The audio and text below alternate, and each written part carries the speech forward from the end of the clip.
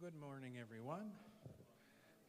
How are we on this very Mayfly Monday here in Lakeside? I am, of course, John Mann, Director of Education for Lakeside, and today begins week 3 of our Chautauqua Lecture Series. And for today, we are fortunate that Joshua Dubert has joined us for Celebrate Ohio Week to share his knowledge of Rutherford B. Hayes. Joshua is a historian currently on the staff of the Rutherford B. Hayes Presidential Museum and Library in Fremont, Ohio. And this morning's session is Rutherford B. Hayes and the Western Tour of 1880. The tour was a 71-day journey organized by General William Tecumseh Sherman and began in September of 1880 via the Transcontinental Railroad. As a reminder, later this evening will be a historic portrayal of First Lady Florence Harding here in Orchestra Hall at 7:30. I do always ask if you please mute your cell phone ringers, and please help me in welcoming Joshua Dubert. Thanks.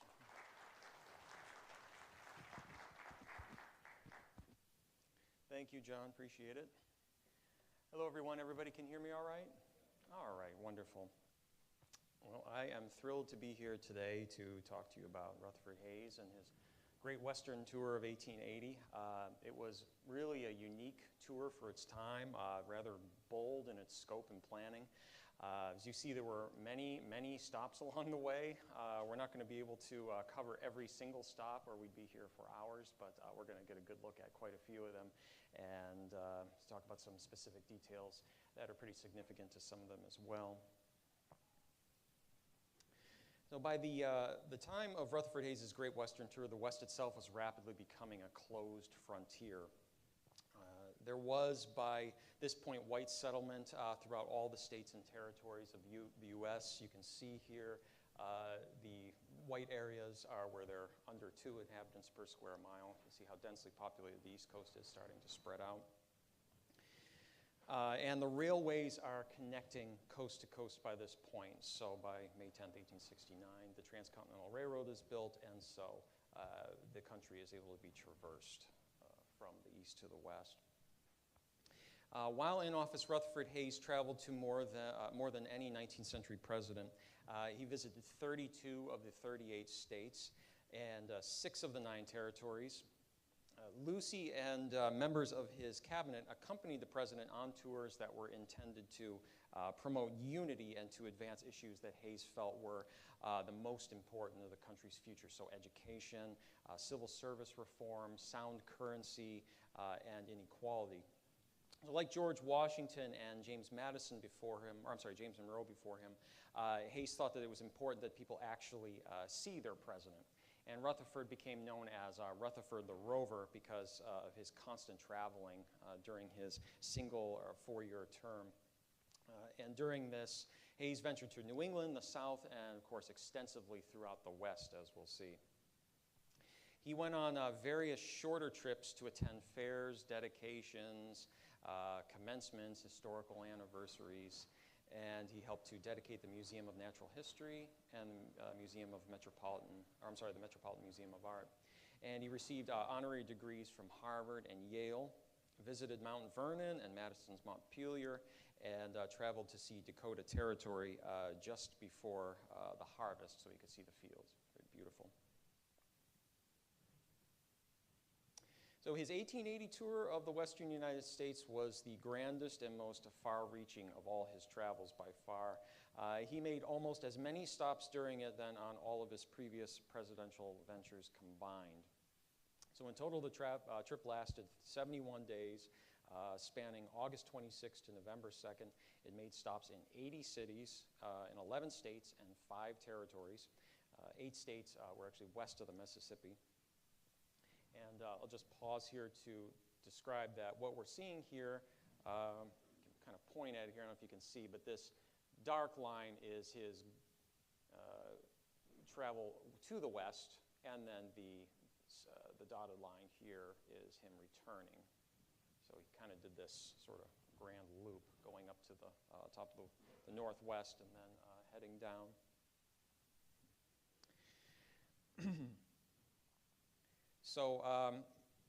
It's really significant, not only for its scope, but for its first. So Hayes would become the first sitting president to make one of these West Coast voyages.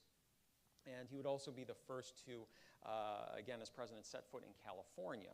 So Ulysses S. Grant had visited as far west as Utah in 1875, and Zachary Taylor had been in what would be California during the Mexican-American War in the 1840s. Hayes initially had planned the trip for 1879, but an extra session of Congress required him to remain in Washington, so instead it ended up being a sort of farewell tour for his presidency, since he was finishing up in office in 1881, and he had pledged to serve only one term. He thought that candidates shouldn't be electioneering while they're in the presidency, that they should just serve one continuous term for the people. So I don't know, it's kind of debatable. Maybe we could do that today. I don't know what everyone thinks about that. During the trip, he was able to keep in touch with Washington via telegraph. And fortunately, there were no emergencies that occurred along the way during this voyage. And so he and his party were really able to adhere to this predetermined schedule uninterrupted, which is pretty remarkable. Though the amount of people in the president's entourage fluctuated during the actual trip, at any given time there were about 19 to 20 people accompanying him. These included, among others, his wife Lucy on the left here, and their sons Bertrand Austin and Rutherford Platt. His niece Laura Platt Mitchell also joined them, and he was the daughter of his only sister Fanny. Mr. and Mrs. John Herron, who were friends from Cincinnati, Isaiah Lancaster, the president's personal assistant, and also William Tecumseh Sherman, who planned and mapped out the 9,000-mile excursion that we're talking about here, and served as the president's personal bodyguard during the whole trip. Sherman, well, his daughter here, Rachel Sherman, also accompanied him, so that's a picture of his daughter. So Sherman was familiar with the landscape and the terrain of the West, and he decided by what means they would travel. So though the Transcontinental Railroad, which I talked about a moment ago, had already been completed by, again, May 10th, 1869, linking the East Coast with the West Coast, the party used several means of conveyance, land and sea alike. So this included, in addition to trained stagecoaches, army ambulances, steamers, ferry boats, tugs, yachts, and ocean vessels. So a lot of means of travel. They enjoyed 2 months of near-perfect weather during this voyage. They enjoyed the wondrous scenery, good health, no accidents, and though he wanted the trip to be, as he said, quote, without any parade or extraordinary ceremony, end quote, warm welcomes and celebrations and banquets in his honor in the many towns and cities that he visited along the way. So accommodations were made by Sherman at military posts, the houses of prominent citizens, and on occasion they would stay at hotels too, so they were staying in sort of several different places. They would also sometimes just sleep on the train. And during the long distances between the stops, the party would play guessing games, they would sing patriotic or popular songs of the day to sort of while away the time. So as mentioned, one of the primary purposes of this grand tour was an attempt to unify the nation. So despite the Civil War having ended 15 years earlier, there were still sectional tensions between the North and the South, based mostly on race.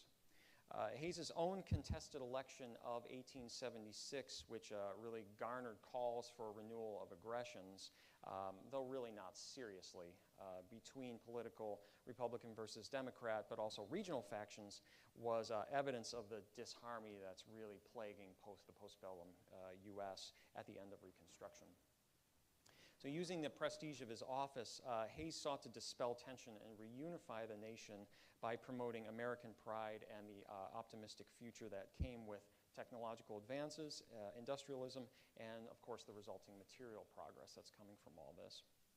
So by extending his reach to the farthest corners of the Republic, he's also hoping to sort of strengthen the presidency, to give the presidency more of a scope that, covering not just regionally, but sort of a national perspective. For those of you that don't know a whole lot about Hayes, I wanted to pause to give a little background of Rutherford leading up to the presidency and his 1880s trip. So he was born in Delaware, Ohio on October 4th, 1822, and he was a posthumous child. So his father, who was also named Rutherford, actually died 2 months before he was born, so he never knew his dad. Lucy, incidentally, was the same thing. Her father died when she was 2, so she really never knew her father. He died in a cholera epidemic. The family, including Rutherford's mother, Sophia Burchard here, and her brother Sardis Burchard, came to Ohio from Vermont in 1817 and settled in Delaware. And Rutherford was really a sickly child, and it really wasn't certain if he was actually going to survive his infancy. He just wasn't really taking very well. And, but he grew up with an older sister named Fanny, who would later become, he would later name his only daughter after. And he attended school in Norwalk, Ohio, and also in Connecticut. And his uncle Sardis kind of acted as a surrogate father for Hayes, really providing not only guidance, but financial support too. And Rutherford would go on to attend Kenyon College, where he graduated with his bachelor's degree in 1842. He was also valedictorian and gave the valedictory speech. And then later he goes to Harvard, the Dane Law School, where he earns his law degree. So after he leaves Harvard, he moves to Fremont, then known as Lower Sandusky, and where Sardis, his uncle Sardis, was actually a prosperous merchant. And so he moves there after school, and he practiced law, but he soon relocated to Cincinnati, where there was more opportunity. So there really wasn't a whole lot going on in Lower Sandusky. His uncle Sardis always had him sort of on retainer, kind of, because he always had sort of legal issues. But there really wasn't a whole lot there for a young attorney kind of on the make. And so he decides to move to Cincinnati. And there he began courting Lucy Ware Webb, a girl who was actually 9 years his junior. And the first time he met her, he was really impressed by her. She was only 15, though, and he said she was this bright, sunny-hearted little girl who was too young to fall in love with, so I didn't. But later on, they start courting, and he just falls in love with her and confesses this. And when he says this to her, she says, "Oh, I must confess I like you very well." So it's a very happy marriage, 36 years. They're married on December 30th, 1852 in Cincinnati. And Hayes is soon named city solicitor, and then he wins his own election for city solicitor. The couple would go on to have 8 children total, but 3 died in infancy, so only 5 of them lived to adulthood. When the Civil War broke out in 1861, Hayes, then 38 years old, joined the Ohio 23rd Volunteer Infantry, and he served all 4 years in the war, eventually being promoted to Brevet Major General. So it wasn't just this kind of firebrand 38-year-old saying, I want to go in and fight the cause. Lucy was really behind him in this, believed it was a noble cause and that he should go and fight. So she was behind him in this regard. He was wounded 5 times in battle and had 4 horses shot out from under him. One time at the Battle of South Mountain, he was shot. The ball went all the way to the bone in his arm, and he thought he was going to lose his arm, but brother-in-law was in the regiment, managed to extract the bullet, and he didn't lose his arm. Lucy, for her part, spent 200 days in the camps with Hayes. And she was caring for the soldiers and mending their uniforms, tending to the sick. And they really loved her. They thought of her as the mother of the regiment, and later would celebrate her at the White House in 1877. While Hayes was in the war, he was actually elected to Congress, but he did not take his seat until the war's end. He stated that, and this is kind of paraphrasing, that anyone who would leave the battle to go electioneering in Washington should be scalped. So he did not leave. But eventually, when the war's over, he does take his congressional seat. He's serving from 1865 to 1867. And he resigns in 1867. This was the year that he was first elected governor of Ohio. And in all, he'd be elected to that office 3 times, which was actually a record at the time. Since there have been a couple other governors elected 3, and there have been 2 actually elected 4 times.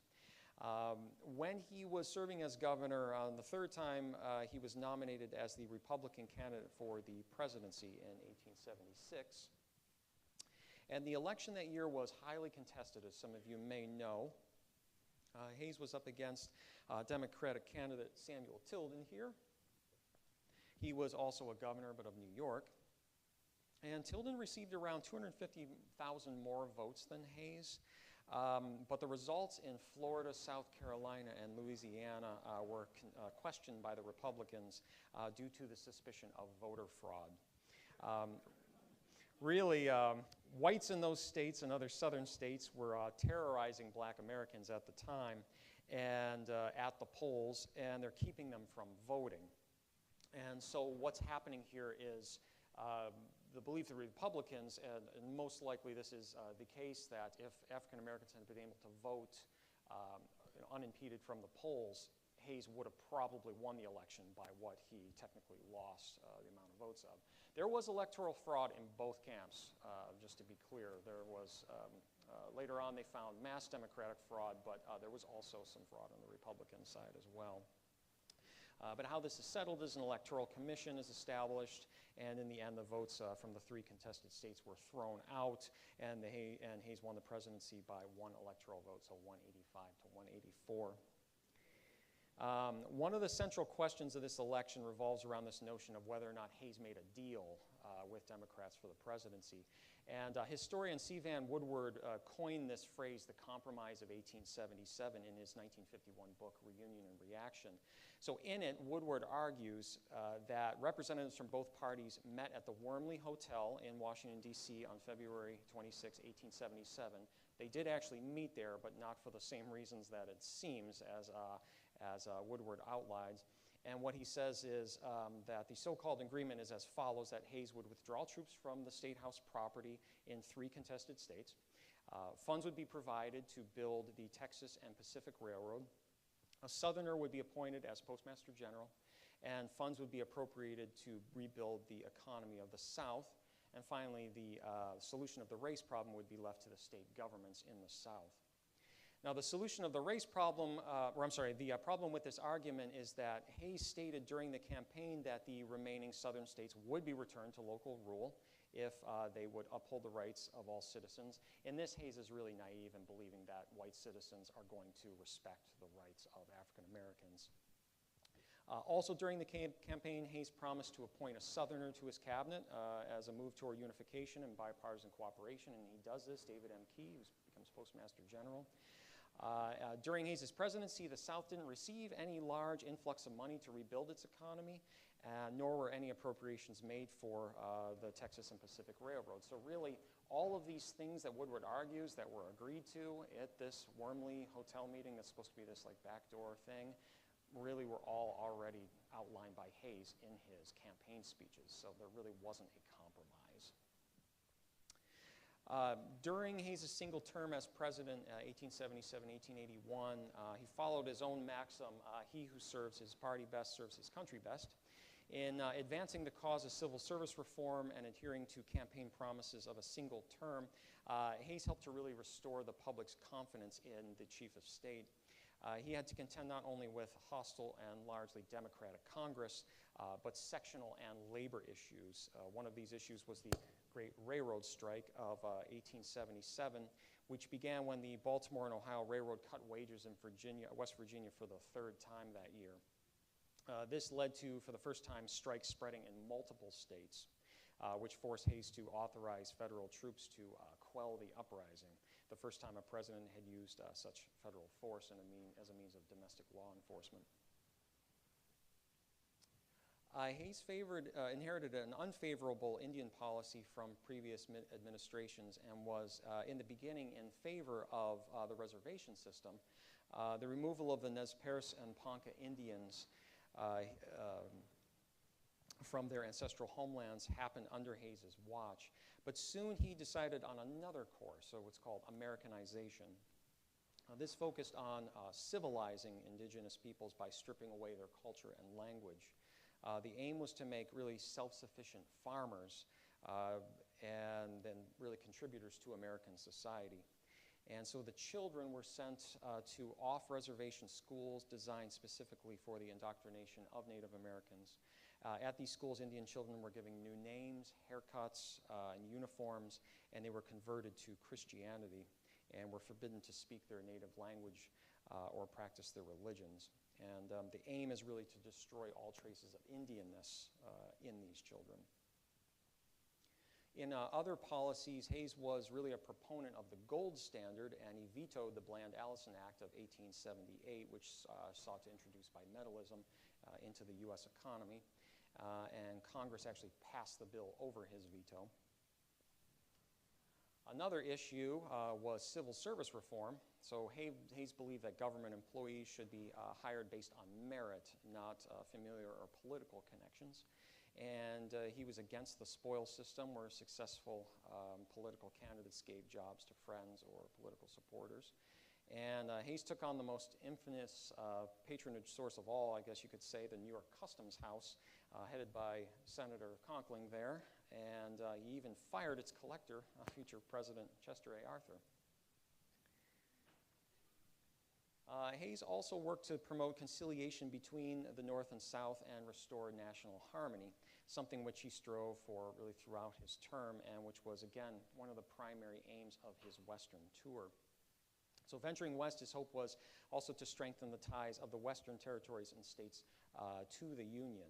So in his diary for August 19th, right before he leaves for the trip, he recorded his hopes and goals for it. He says, quote, "As I now see it, congratulations on the condition and prospects of our country will almost always be appropriate.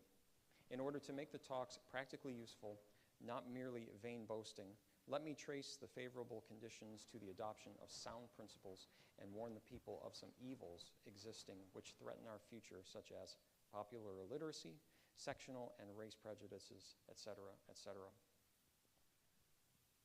And the latter was in regard not only to black Americans, but as well Chinese immigrants who had suffered really extreme racism at the hands of whites, particularly in the West, where large numbers of Chinese had settled, many of them really integral in the construction of the Transcontinental Railroad.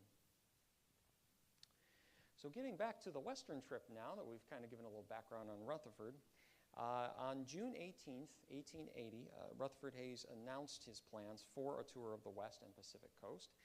And William Tecumseh Sherman, who Hayes asked to organize the journey, accepted, though more out of a sense of duty than of pleasure, as well as for his own reasons related to the military. So Sherman wrote that, quote, "I am now very busy making my preparations for the grand tour to California, Oregon, Arizona, New Mexico, etc., to begin September 1st. I expect less real pleasure than I usually experience on such occasions because the president will be along, and I will have to defer to him as to routes, delays, etc., instead of being, as usual, boss of the trip. Still, I know the country, and he does not, and he will have to follow his guide." So you see kind of some camaraderie there, but yeah, it's interesting. Sherman sought to protect the president, but he also wanted to inspect troops at some of the forts along the way. So as you see, some of these stops that they're making are really intentional at some of these military outposts. The Army, after the Civil War, had transitioned to a protective force for white settlers on the western frontier. So mostly fighting Indians was sort of their purpose. And since the completion of the Transcontinental Railroad, the responsibility of Indian affairs shifted from the Army to the Department of the Interior. And Sherman became convinced that the Army's mission really needed to change. And that last section there is paraphrased from an excellent article, Christine Deacon's On the Road with Rutherford B. Hayes, Oregon's first presidential visit, 1880, which I'll have in the credits here if anyone's interested in looking into. Eager to leave behind the politics and posturing of Washington, D.C. during an election year, Hayes prepared for departure from the capital in August. And seeing as that he was in some ways already a lame duck, knowing that he's, again, not going to campaign for office or serve another term in office, the West Coast trip was a way for Hayes to kind of take a victory lap around the country for the things that he did achieve while he was in office. He noted that it would be a difficult trip. And seeing as that it would cover hundreds of miles, he mentioned that the, quote, "ladies have been cut down of necessity," end quote, meaning that the women had to pack lightly. The fact that Army field ambulances would be needed to cover 500 to 600 miles of rough roads and desert country between railroads led to a restriction of the number of women actually accompanying the party. When we get to the actual western leg where he's coming home, we'll talk more about that. It's pretty remarkable. The first leg of the tour was from Washington, D.C. You can see a view from the Capitol building here. It's kind of a neat picture. To Fremont, Ohio. Rutherford and Lucy departed on August 26, as I mentioned, and spent a week at Spiegel Grove, where they celebrated Lucy's 49th birthday. So you can see Spiegel Grove here with its dirt trails and such. Looks a little different today, especially without the big expansion to the house. So we see just the left-hand portion here extant in this. Hayes wrote during Lucy's 49th birthday in his journal that he never loved Lucy so much as now, so it's kind of sweet. They left Fremont on September 1st, accompanied by their sons Burchard and Rutherford Platt, who you saw earlier, also Laura Platt Mitchell, and John and Harriet Herron, and the latter were the parents of Helen Nellie Herron Taft, wife of William Howard Taft. So Rutherford and Lucy's remaining children, so little Scott and Fanny, actually remained behind with their brother Webb. Webb had actually gone out to do a West Coast voyage in the summer, or in the previous summer, so he wasn't going to join them, taking care of the kids while they're away. And the party stopped in Canton on the 2nd, where Hayes attended a Army reunion, and from there he headed out to Chicago, where they met more travelers that would accompany them.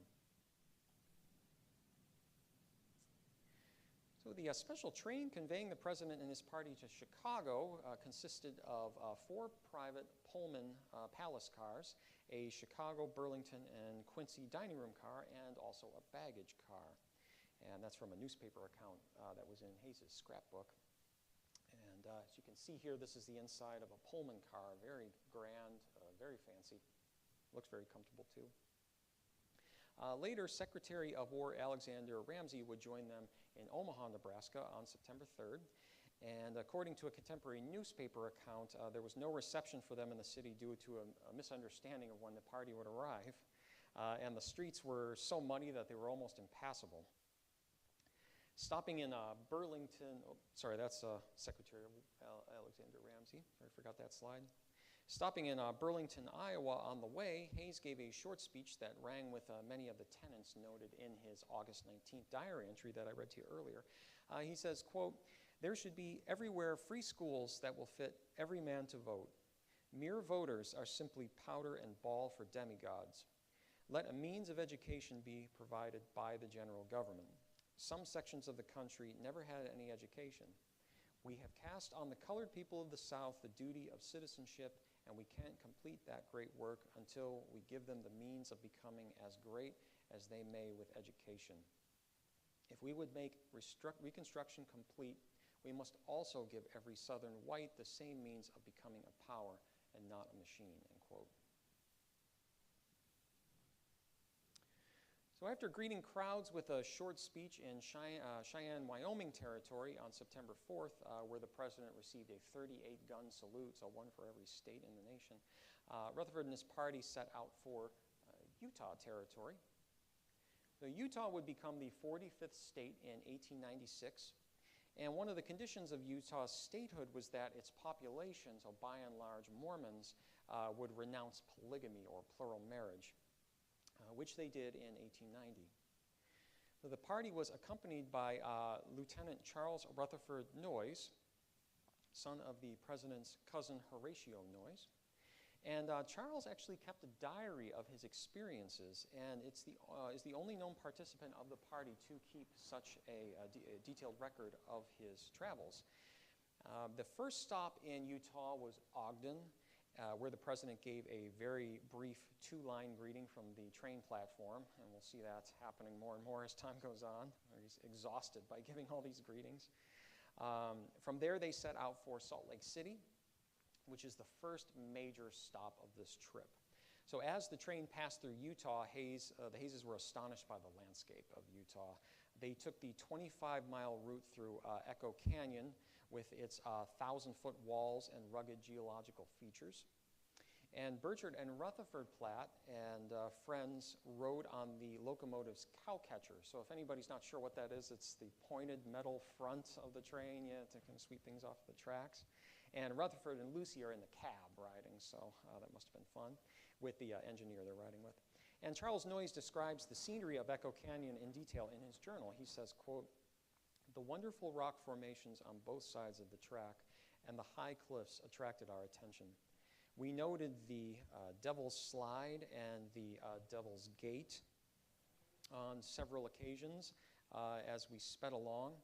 It appeared as though we were about to run full against a mountainside, but just before reaching such places, the track suddenly made a turn, curved through some narrow defile, and thus we passed from open glades to steep-sided canyon and back again to open glades and thrifty farms." So you can see the Devil's Slide here on the left, and there's the Devil's Gate.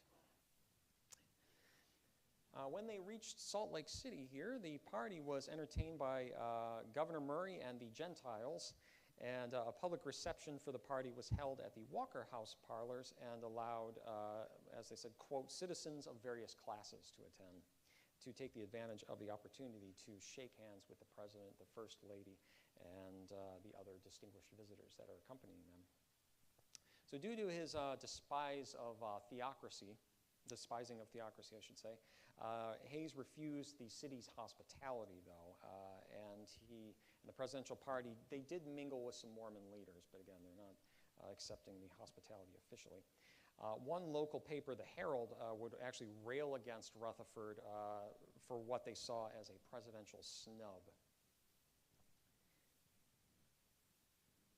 The Hayes sons resumed their adventures by taking a brief excursion to Black Rock, which is that rock out in the water there, where they swam in the salt water and returned in time for a tour of Salt Lake City. But while they're out at Black Rock, Noyes, he gives some interesting details about the experience swimming in the dense water. He says, quote, "Arriving at Black Rock, we proceeded at once to secure bathing suits and gave a bath in the lake. Most remarkable experience. The water is so saturated with salt that it can hold no more solution, and its specific gravity is greater than that of the human body, so a person can float for hours without exertion. We were cautioned before entering the water not to let any get into our mouths or eyes, and I was careful to observe this caution. Rutherford Platt Hayes was not so fortunate. He got mouth and eyes full, nearly blinding him for the time being." The next stop was Virginia City, Nevada, on September 7th. And a newspaper account stated that, quote, "They, the party, were met with great enthusiasm. Bunting floated from the hoistings works and public buildings, and decorating on houses and places of business gave the city a 4th of July appearance," end quote. So the president and his entourage visited Gold Hill, a neighboring town that existed solely for to mine the Comstock lode, a rich deposit of gold and silver that you might have heard of. Then they continued to the International Hotel in Virginia City, where Hayes gave a speech on a bunting-bestrewed balcony to an estimated crowd of 5,000 to 7,000. In a speech to the mayor and citizens, Hayes said, quote, "In coming to your proud young city, we have witnessed what no one of us can fail to remember with pleasure, something which can never be forgotten, the matchless scenery of these mountains, and as often as we call that to mind and think of these everlasting hills which bow not even to the majesty of heaven, we cannot help but remember also the energy, determination, vim, and perseverance which has set this city in your midst, has surrounded it with all the luxuries of life, and linked it with the world around by all which notes progress and civilization. I do not know what your condition may be as to gold, silver, or worldly wealth, but I see around me what is beyond all that. I see that you have good health and that you are happy because of it. Money you may lose, and I presume some of you have lost some in your day, but as long as you have health in this land, you must prosper," end quote. So the party then ventures to the Big Bonanza silver mine, also known as the Con Virginia mine. You can kind of see the name up here on top of the building, where they were actually photographed. There we go. And you can see Rutherford here. Here's Lucy. You can just kind of barely make them out. You know, sort of funny to see the president as a miner. Since we're talking about mines, I thought I'd include a quick photograph taken at the museum. So this is at the Hayes, and anybody that comes to see us on the 14th will be able to see this in the museum. So these are some gold nuggets that were given to Lucy during her time in Cherokee, California. She dislodged them by detonating a 25,000-pound charge at Spring Valley Hydraulic Gold Mine on September 24th. And I'm mentioning it here because, unfortunately, we're not going to be able to talk about Cherokee much, though it is an interesting part on stop on the trip. On September 8th, they crossed the Sierra Nevada mountains at Lake Tahoe, pictured here, and from there continued on to San Francisco, arriving in the city on September 9th. And the Board of Supervisors of the city and county presented the President and First Lady with a colorful resolution extending them the hospitalities and freedom of the city, as it said. And this also is at the Hayes. You can see this right next to the Gold Nugget. So we have a whole sort of strip that's all about this Western Coast trip. And so you can have a look at it in more detail if you come. Like with many of his arrival speeches during the Western tour, Hayes delivered little in the way of pith to his address to the crowd. He said in San Francisco, quote, "No language at my command at any ordinary time, and certainly none when I am dulled, as now, with the journey across the wonderful country between here and the Atlantic, is adequate to fitly frame my sentiments and feelings in a manner appropriate to the occasion. I therefore trust that you will excuse me, and trust that you, in your own minds, will regard as said by me everything fitting and proper tonight," end quote. Oh, I'm sorry, there's one more line. "Throwing myself on your kind indulgences, permit me to say good evening," end quote. One newspaper remarked that in regard to the President's arrival, quote, "There is a marked absence of boom in his reception, which is very grateful to him, but there is no lack of cordiality and good feeling from all classes of people," end quote. So the party would remain in San Francisco until the 14th, where they would go to the local theaters and visit public buildings and galleries. So arriving at Baldwin's Theater on September 11th, so Baldwin's here on the left, for a performance of Mignon, which is a hugely popular comic opera. The President found the boxes decorated with the national emblems, and he and the party received a generous round of applause upon entering. They would later visit Chinatown, where one newspaper reporter wrote that, quote, "The places visited were fixed up on purpose for the visit," end quote, and that, quote, "none of the slums were allowed to be seen," end quote. So on the 15th, they departed for Monterey, and they arrived at 5 p.m. on the 16th, and they were escorted to the brand new Hotel Del Monte, where they enjoyed a ball given in their honor. They subsequently traveled to Belmont and then returned to San Francisco on the 18th, where the President and First Lady rode down Van Ness Avenue, which was thronged with school children and other spectators. And according to the newspaper Telegraph, quote, "The children received them with cheers and filled the carriages with flowers," end quote. So on the morning of the 20th, Hayes drove to Golden Gate Park and visited the conservatory there, then inspected the post office, and then he, with the rest of the party, attended the Authors' Carnival at Mechanics Pavilion, where they were welcomed by an inscription over the main archway that read, "Welcome to our President." Authors' Carnivals, in case you were wondering what those are, was sort of a short-lived fad in the 1870s, and they could be really found in all cities throughout the U.S. At these carnivals, hundreds of locals would dress up as famous characters from literature, and they performed these amateur little theatricals as living pictures from these things, and based on the plots of these books. So a similar situation is seen in today's sort of cosplay phenomenon, where people go and dress up as their favorite, maybe comic book or video game characters, or fantasy films, etc. On the 21st, the President and the party visited the Navy Yard via the steamer Sausalito, where they were greeted with a salute of 21 guns. A local paper wrote that, quote, "The Marines were drawn up in a line at a present arms, and the band played national airs," end quote. And later at the Arsenal Wharf, the paper writes again that, quote, "Large and enthusiastic crowds were present. The President, after inspection of the arsenal and barracks, expressed himself highly pleased with the condition of things generally," end quote. And then around 3 o'clock, the party departed by a special train bound for Sacramento.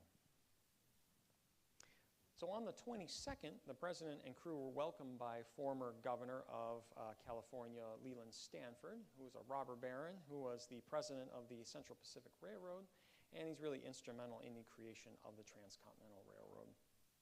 So in addition to his short term as governor, 1862 to 1863, Stanford was later a U.S. senator and also the founder of Stanford University. I'm sorry, I was a little early there. Here is a picture of the party with Stanford in front of his house. So you can just kind of see, folks in the back can see Rutherford and Lucy here, and there's Leland Stanford there. So Stanford took them to the Capitol, where they were met by the current Governor Perkins, and the governor gave an address of welcome for the president and his party. And Hayes, in reply, gave his own speech in which he reflects on the beauty of the countryside they had passed through from Lake Tahoe over the Sierra Nevada mountains and into the rolling valleys. And he stated that Lake Tahoe in particular was, quote, so beautiful that I thought as the years roll on, it will be visited by tourists from all parts of the world. He also talked of how the California soil was, quote, fit to feed the millions of the earth, end quote. And that Californians themselves, he spoke of how surprised he was by the progress that they had made. Quote, I say that nowhere on earth has such progress been made in the same period of time toward the best civilization known to the world. The old ox team is remembered perhaps by some of you that accompanied the early pioneer through those days and weeks and months over the plains. But now, by the genius of California mainly, we are enabled to come in as many days as formerly required weeks and months, and with as much comfort as we were passing from Philadelphia to New York, end quote. He was, of course, referring to the Transcontinental Railroad. But there were no mentions made of the Chinese immigrants that were instrumental in its creation. This would have too riled the crowd in California. He concluded with a tantalizing question, though, about the state. He says, what is to be the future of this beautiful land, end quote. So his sentiment suggests that he thought the future would be bright for California, but even Hayes probably couldn't imagine that the state would become the 5th largest economy in the world with a 2023 GDP of $3.9 trillion. There was a reception in the Senate chamber where thousands of people crowded in to see the president and shake his hand, a process which lasted 2 hours. I can only imagine how sore these people's hands must have been from all that handshaking. Afterwards, they went to the agricultural park, where 15,000 gathered to cheer Hayes, the First Lady, and Sherman. And Hayes gave a speech there, followed by a luncheon. And one of the area newspapers noted that, quote, business was largely suspended and the city liberally decorated, end quote. So the party split in Sacramento with Ramsey, Burchard, Rutherford Platt, and Sherman's daughter and entourage heading to San Francisco, where they sailed on the Columbia to Portland. And Hayes and Lucy, along with Heron, Sherman, and others, took a train north to the California terminus at Redding, and from there took a stagecoach to Ashland, Oregon.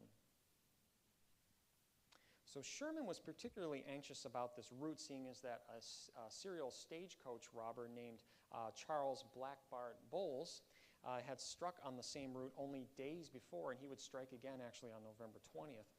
Bowles was known as a gentleman's robber, as they called him. He used no foul language or physical force, though he brandished a shotgun and wore a flour sack with eye holes cut out. And he, between 1875 and 1883, robbed dozens of stagecoaches for thousands of dollars, and on 2 occasions left little poems behind, which are kind of funny to read. He was eventually caught and imprisoned, and after serving some of his sentence, he was released, and then he vanished. So we don't really know what happened to Bowles. But fortunately for Hayes, he was not one of Blackbart's victims. At Ashland College, Hayes gave a speech. He was the first president to set foot in Oregon, like California, and noted how, like California, he was impressed by both the state and its people, and was likewise optimistic for its future. He wrote that, quote, your valley would be called anywhere a beautiful country. You, as the people of the Pacific Coast, have a great future, a great work to do. If you build up here a country of similar and equal population and power to that of the Atlantic states, Our nation will control and virtually own the Pacific Ocean with its vast commerce and influence. I believe you will do this, and am encouraged in the belief by the evidence of the growth of industry, education, and temperance in the first town we have found here in Oregon, end quote. So the next stop, Jacksonville, a town of about 1,000, saw the president welcomed not by some government official, but actually a throng of citizens. They escorted him to the U.S. Hotel, which was owned by and operated by Madame Jean de Robaume. And there the party dined on local oysters and salmon, bear steak, and pie. After the reception at Holtz Hall, they returned to their rooms at the U.S. Hotel, and a local paper wrote that, quote, almost everyone present took advantage of the opportunity to shake hands with a live president. General Sherman remarked afterward that his spontaneous, hearty greeting of the people was more acceptable to the president and himself than much useless formal ceremony, end quote.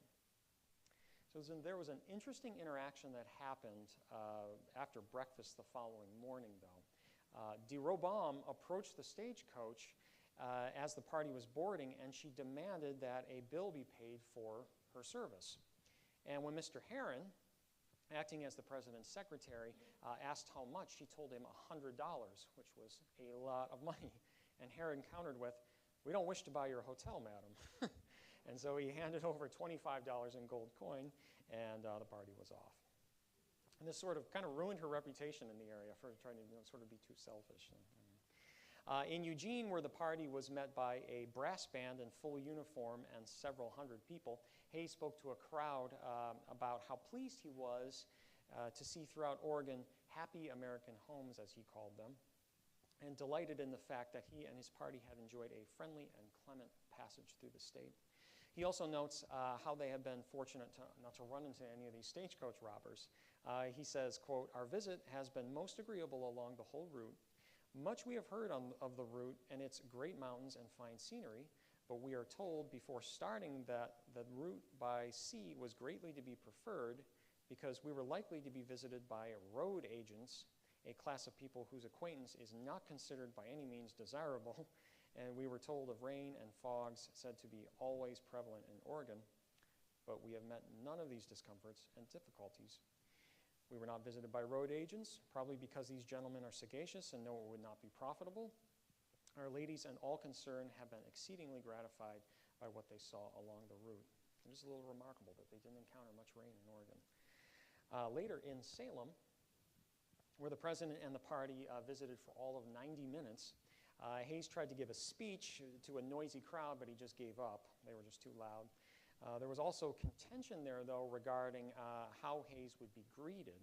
A state senator named Israel Haynes, a Democrat, objected to the Hayes trip.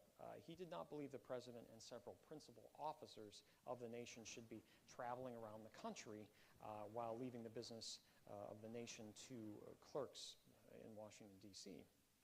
And one state senator, Mr. Theodore Thurston Geer, who saw the party in Salem, noted how particularly impressed he was by Lucy Hayes. He said, quote, on that occasion, there was much admiration expressed for Mrs. Hayes, as there was, indeed, wherever she was known. Her exceeding simplicity of dress was a matter of general comment. It was commonly remarked, I remember, that of the many hundreds of women who attended the reception, the president's wife was without doubt the least expensively dressed. Mrs. Hayes was an American woman with that best of womanly endowments, common sense, end quote.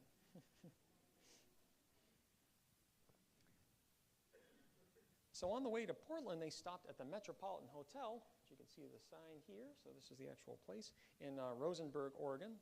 And there the stagecoach paused in order to pick up Secretary of War Ramsey, who was waiting for them. And then they continued on, he continued on with them, arriving in Portland on September 30th. Hayes, suffering from a sunburn, gave a speech to thousands from the balcony of the Esmond Hotel. This is a little bit of a more contemporary, or well, as a later picture of the Esmond, as you can see. In their boudoir, Hayes and Lucy's, at the same hotel, they were delighted to find that a portrait of Sardis Burchard had been put in their room. just for them. So it was just a nice little touch. And interestingly, the presidential party had sent their laundry out to be done from the Esmond, and the bill totaled $13.75, which is about $435 in today's money. The next day, a gunfight actually took place outside the Esmond on the street, right outside the President and First Lady's window, and one of the aggressors, as well as a random bystander, was injured. And it's kind of an interesting story. I don't have time to get into all of it today, but yeah, it's kind of funny to think of that happening without any Secret Service or anything outside the windows. So on October 2nd, they found themselves at the Government Indian School in Forest Grove, where Hayes gave a speech about the aims of his Indian policy. He said, quote, "I think it is the feeling of every good citizen that it is wise and just to make good citizens of these Indian boys and girls. Some persons think that God has decreed that they should die off like wild animals. With that, we have nothing to do. If this is so, if they are to become extinct, we ought to leave that to Providence, and we, as good patriotic Christian people, should do our best to improve their physical, mental, and moral condition. We should prepare them to become part of the great American family.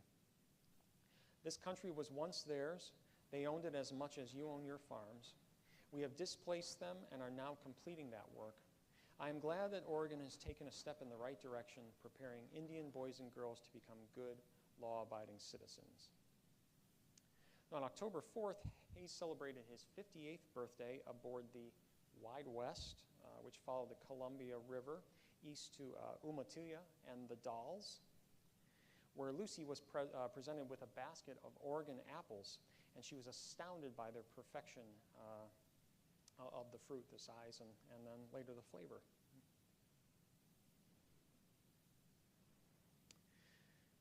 So the party crossed into Washington territory, headed for Walla Walla. The Walla Walla Statesman on October 2nd had reported that, quote, "Hayes will leave Portland on Monday 10/4 by boat for Walla Walla in a party of 10. He will be taken to the Blue Mountains for a panoramic view of the city. The citizens are requested to decorate their houses appropriately. An arch of welcome is to be constructed over Main at 3rd. The 1st Cavalry, the Artillery Company, Home Guards, and Fire Department are to join in the welcome. The street commissioner is to put the streets in shipshape." So arriving shortly after 11 a.m., Sherman inspected the lines of cavalry lined up to welcome the party at Fort Walla Walla. Hayes was also greeted by, quote, 50 Umatilla Indians of both sexes in paint and feathers, end quote. And he said his party watched, quote, a war dance which lasted an hour, end quote. At the fort, Hayes spoke to thousands on a specially constructed platform, and in his speech he reiterated the need for unity among the American states and territories, not only north and south, but west also. He said, quote, "This territory of Washington is perhaps, as you know, further away, more distant from the center of population of the United States. It is also further away from the capital of the United States than any other organized community, and yet I feel very much at home with you. Indeed, I can almost address you as neighbors. We came together because we agree on some of those common settlements and ideas which tend to make, and which do make us Americans, and give us national fellow feeling.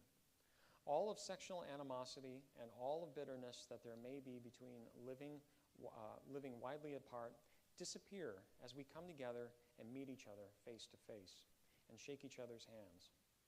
I am pleased to be able to say to you that whatever concerns you concerns us on the other side.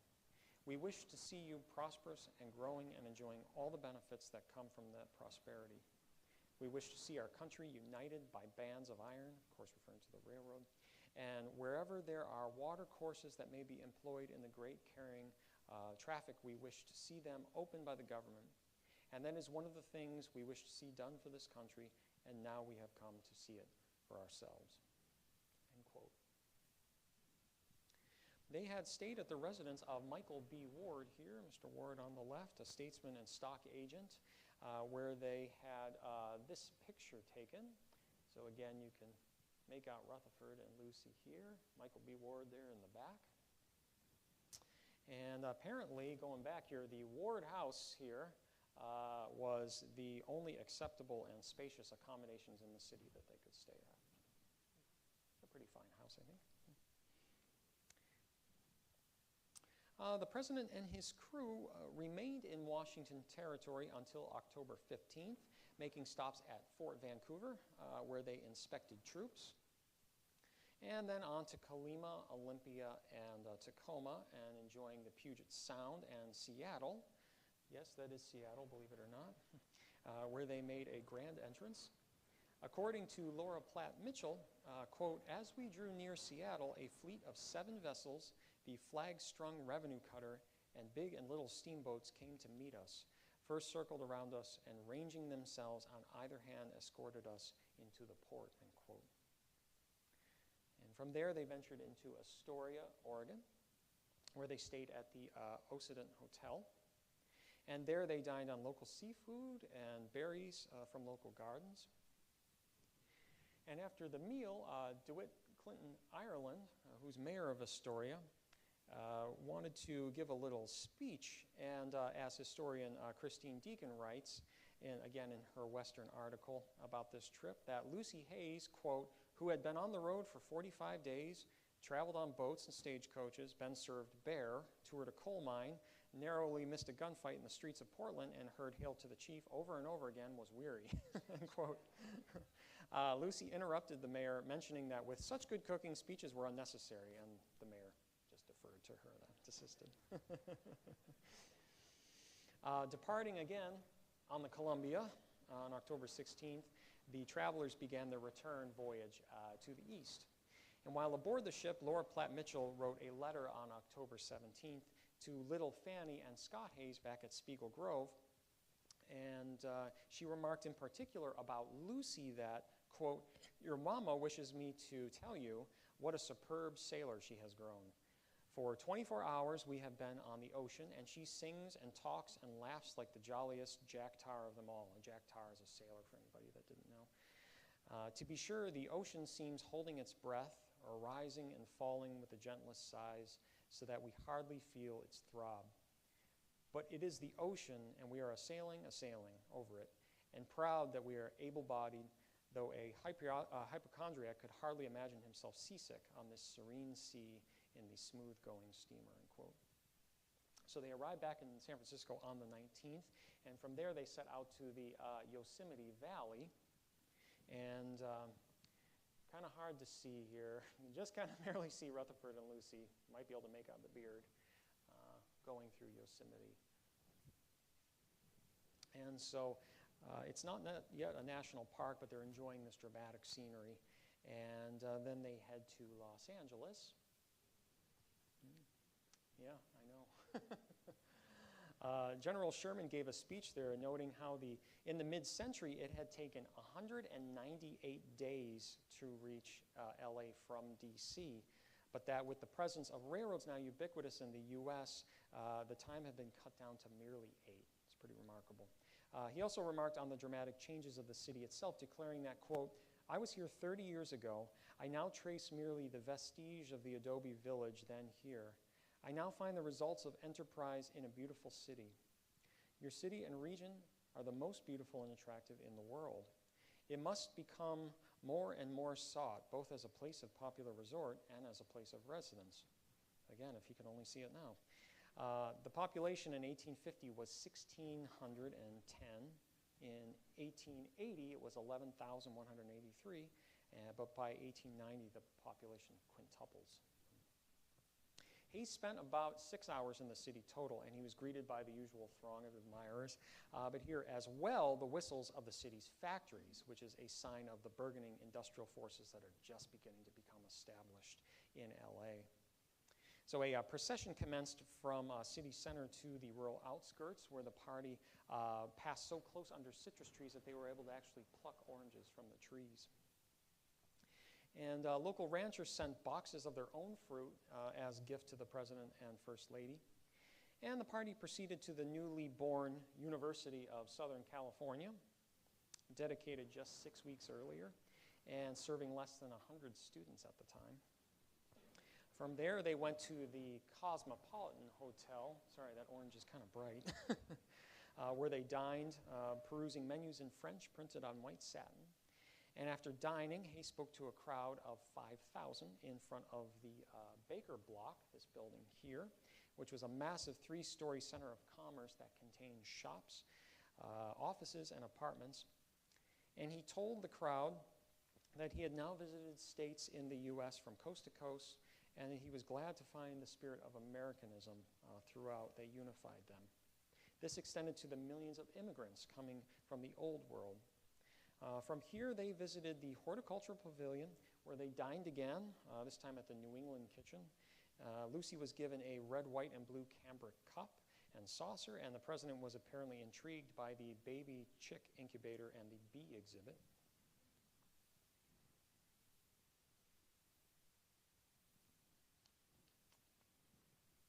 Like many of the territories and states, pardon me, previously mentioned, Hayes was the first president to visit the Southwest.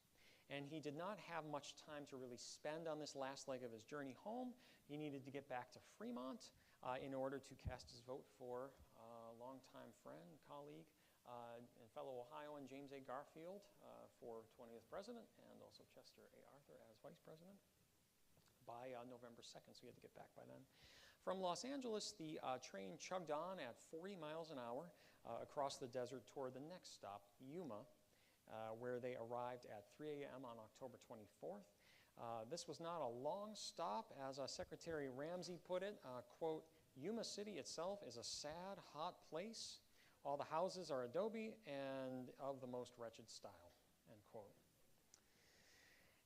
As the party arrived in Tucson, Arizona, an immense cloud of dust was seen rising from the depot. This was an indication of the amount of the city's population which had come to see the president.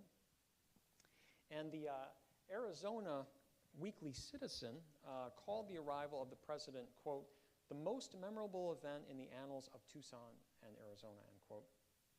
The Citizen also expressed an understanding of the importance of the president's visit, really in terms of economic impact on the region.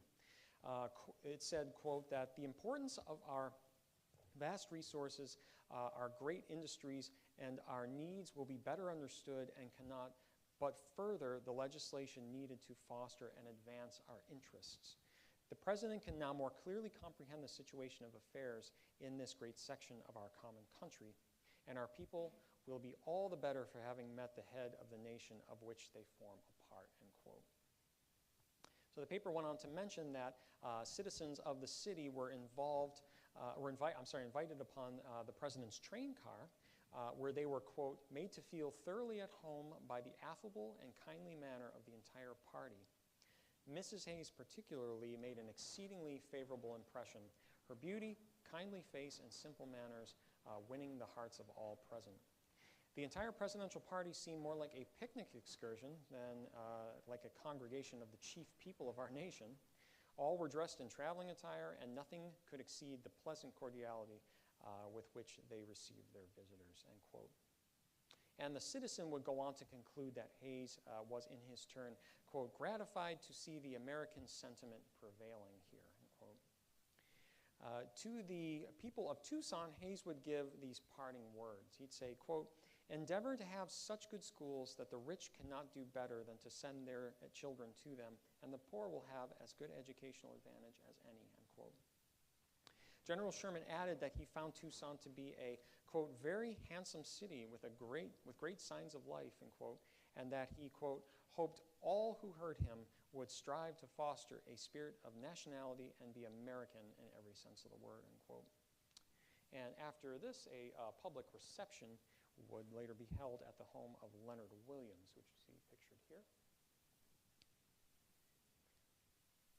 On they continued to Willcox, Arizona territory, where 20 armed guards rode with the train, accompanying them the rest of the way to the terminus of the Southern Pacific Railroad. The reason for these additional men were due to hostile Apache Indians in the area and also rogue cowboys. One of these cowboys, led a gang of outlaws on the Mexican border who planned to kidnap the president, take him into the mountains, and demand this really high ransom for his release. Apparently, however, he got cold feet and abandoned the plan before it could be carried out. they reached the end of the tracks on October 25th at Fort Cummings in Shakespeare, New Mexico, which is now still there, but it's a ghost town. And from there, they were conveyed via Army ambulances, yes, these carriages, to the terminus of the Atchison, Topeka, and Santa Fe Railway in central New Mexico. So during this leg of the harrowing journey, they were accompanied by cavalry troops under the command of Civil War veteran Lieutenant Gustavus Valois, who had planned the logistics of a safe 3-day passage weeks beforehand, making sure that there are going to be supplies, escorts, fresh horses along the route. As Dave Devine mentions, another historian, in a recent article about the Hayes Western journey, it's interesting to reflect on this route, to consider how uncomfortable it really was, this 500 to 600 miles. How dusty and with these crude accommodations going through the Southwest, how hot it would have been even in October. Hayes was aware of this and he expressed concern, but Sherman believed that Hayes should undertake this Southwest leg because it was really going to be the best for the interest of the country. Again, that Hayes can go there and see this and understand the people there and what things were like in that area. Once the president and party reached the terminus of the Atchison, Topeka, and Santa Fe tracks, they boarded the train and were accompanied by dignitaries to Santa Fe, 180 miles north, making stops in Socorro and Albuquerque. Upon arrival, the presidential party found the town's 6,600 residents had decked it out in flags and bunting. Cannons were fired, and the usual thousands showed up to welcome Hayes. And the acting territorial governor, William G. Rich, gave a speech praising the presidential party for venturing through peril and hardship just to visit the people of New Mexico. I really wonder if he was wearing that coat while he was in New Mexico. The final voyage began on October 29th with the presidential party boarding a special train from Santa Fe headed for Washington, D.C. Again, in haste to return in time for him to cast his vote for Garfield, Hayes lamented that he wouldn't be able to stop in Denver, a city which originally had been on the itinerary, but had abandoned again due to lack of time. According to one paper in Denver, under the title Hayes Arraigned, there had been considerable, quote, unfavorable criticism directed at President Hayes for not being in Ohio to vote at the recent election when his presence might have been a source of encouragement to the Republicans, and that without uttering a word. One of the most prominent managers of the Republican Party in the recent struggle made mention that if the president did not come home to vote, he would never forgive him for neglecting the party, which placed him at the head of the nation, end quote. But Hayes would indeed arrive home in time to cast his vote for Garfield. On September 13th, Hayes had actually written a letter to Garfield, so this was more during the early parts of the trip, sort of flashing back here, and he addressed it to Garfield, Dear General, in which he wrote, quote, the people are glad to be visited for the first time by the president. He's talking about the people out west. We have had a superb time. You will be glad of the precedent I am making. Mrs. Garfield will enjoy it as we do. Though sadly, of course, Garfield, although he's elected president, he's never going to have the chance to actually go out and enjoy a visit because he is shot and dies a few months later.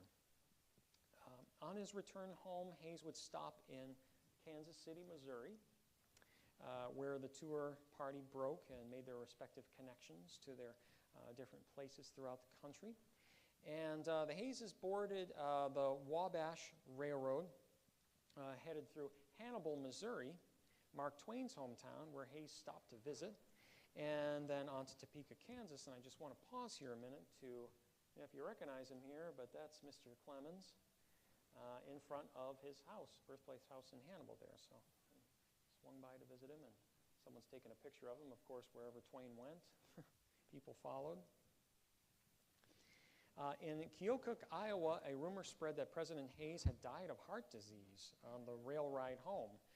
This was due to a report sent over the telegraph, and apparently there was an error in reading the message, which had read, quote, Hayes died at 3 o'clock, end quote, and it was mistaken for Hayes died at 3 o'clock, end quote. Eventually, the very much alive Hayes arrived in Fremont at 1:30 in the morning on November 1st. And to sort of wrap up here, So Hayes kept a voluminous journal and a lot of letters. As an historian, sometimes it's kind of overwhelming how much he actually left, but it's also a great wealth of information. So I guess I have job security in that regard. There's always a lot to go through and look at. And one of our manuscripts curator, Julie Maley, actually scanned this for us directly from his original journal, and I'm going to read it to you here. For all of his, again, voluminous recording of events, he only wrote one little tiny paragraph about this whole trip, and he says, "We left W, Washington, on our Pacific tour Thursday evening, 26 August, and returned Saturday morning after an absence of 71 days. Our trip was most fortunate in all of its circumstances. Superb weather, good health, and no accidents. A most gratifying reception greeted us everywhere from the people and from noted and interesting individuals," end quote. And in conclusion, just want to add one more note that until 1906, presidents had to pay for their own travel expenses. Imagine that. Hayes's West Coast tour cost him $575.40, which translates to about $18,200 in 2024 dollars.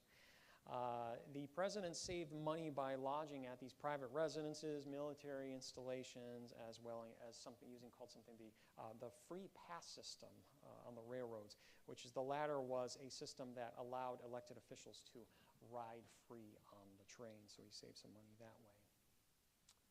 And few sources there. And thank you so much, everyone, for your attention. I hope you enjoyed the presentation.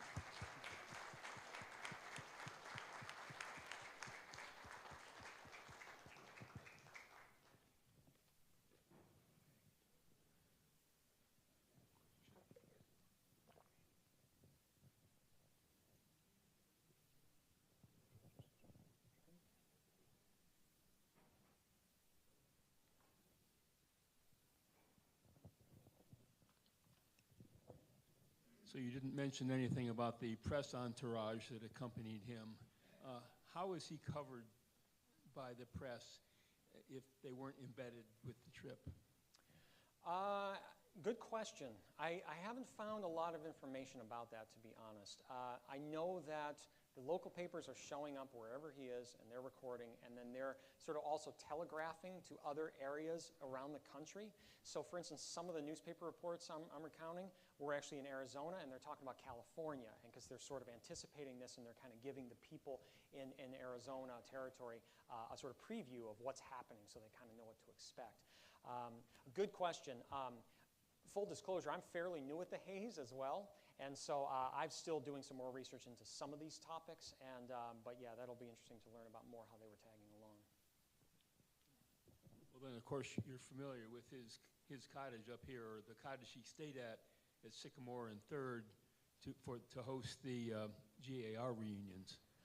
Yes, I've read about that. I have not actually seen it, though. I plan on seeing it on my way out of town. Yeah. Thank you for mentioning that.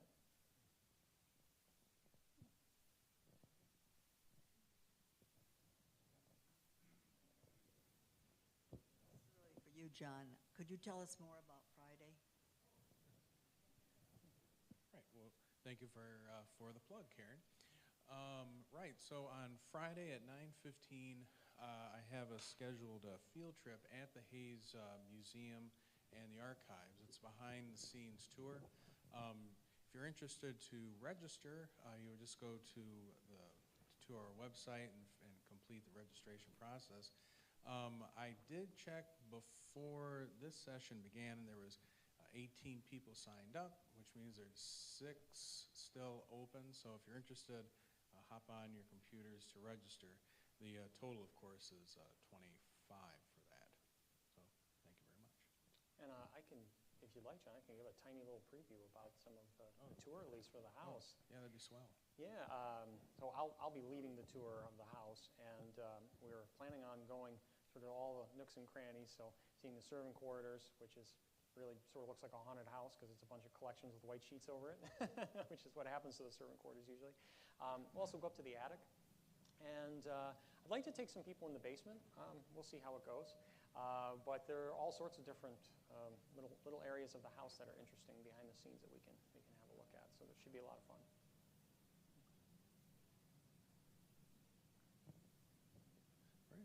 Well, thank you very much, Josh. All right, thanks again, everyone.